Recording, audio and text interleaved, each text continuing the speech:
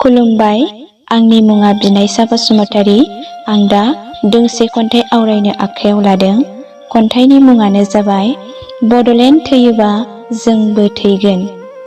खन्थाइखौ लिरदों कासटम बसुमतारी।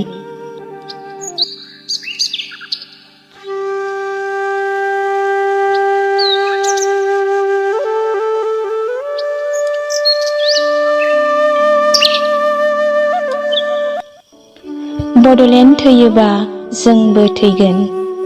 बडलेण्ड थैयोबा जोंबो थैगोन। गैया जोंहा गुबुन रायजो, गैया जोंहा आरोबाव गुबुन सिनायथि। गैया जोंहा गुबुनाव थांना थानो हानायनि रैखाथि।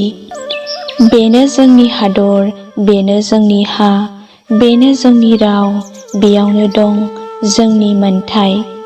बेनोमोन आबै आजौमोन होलांनाय जोंनि रायजो, बेनोमोन जोंनि सिमांनि सनानि बडलेण्डआ।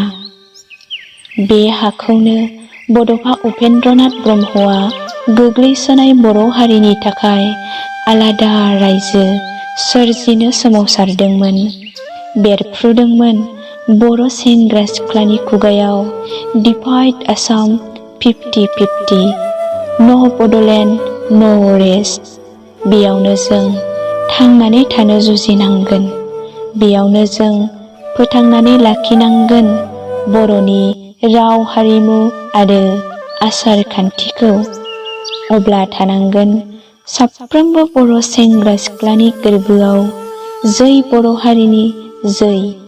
बुहुमनि बर'फोर खौसे जा, जान देंगे राज लेंगे।